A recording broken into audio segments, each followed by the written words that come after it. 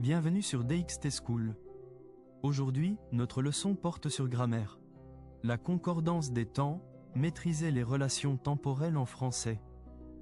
Cette leçon explore les règles de la concordance des temps en français, un aspect essentiel pour exprimer correctement les relations temporelles entre les actions dans une phrase complexe. Nous aborderons les cas généraux et les exceptions courantes pour un niveau intermédiaire.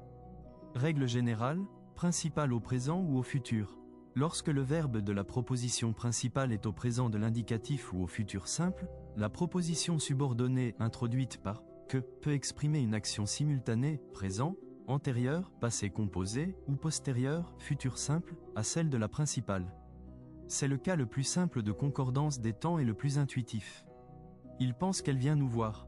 Il dira qu'elle est venue nous voir hier. Règle principale, principale au passé. Si le verbe de la proposition principale est à un temps du passé, imparfait, passé composé, passé simple, le temps de la subordonnée s'adapte. Pour une action simultanée ou légèrement postérieure au moment du passé, on utilise l'imparfait. Pour une action antérieure, on emploie le plus que parfait. Pour une action postérieure, le futur dans le passé, on utilise le conditionnel présent. Elle pensait qu'il viendrait la chercher. Il a raconté qu'il avait déjà visité Paris. La concordance avec le subjonctif. Certains verbes ou expressions de la proposition principale, exprimant le doute, le souhait, le sentiment, la nécessité, l'ordre, exigent le subjonctif dans la subordonnée. La concordance est alors simplifiée. Le subjonctif présent pour les actions simultanées ou postérieures à la principale, et le subjonctif passé pour les actions antérieures à la principale. Le passé du subjonctif est moins courant à l'oral. Je doute qu'il soit là à temps. Il regrettait qu'elle soit partie si tôt. Exception, vérité générale et proverbe. Même si le verbe de la principale est au passé, une proposition subordonnée exprimant une vérité générale, un proverbe ou un fait toujours valable peut rester au présent de l'indicatif.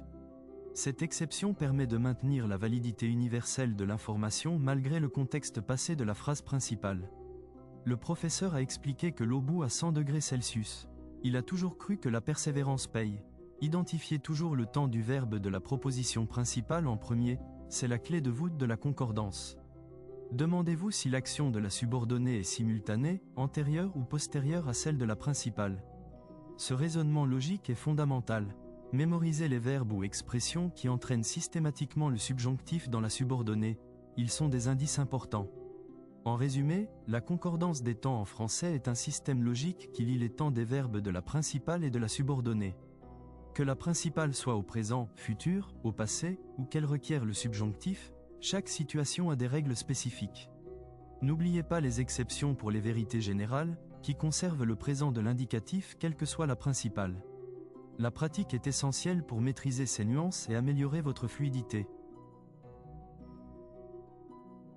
Passons maintenant au quiz. Écoutez bien la question. Complétez, il est nécessaire que vous blanc plus attentif. Être. A. Êtes. B. Soyez. C. Étiez. D. Serez. Alors, quelle est ta réponse? Commente A, B, C ou D dans les commentaires. Si tu as appris quelque chose, mets un pouce bleu. Abonne-toi à la chaîne et active la cloche pour ne rater aucune leçon. Retrouve la leçon complète et plus de quiz gratuits sur schol.dxt.ma. À demain pour une nouvelle leçon.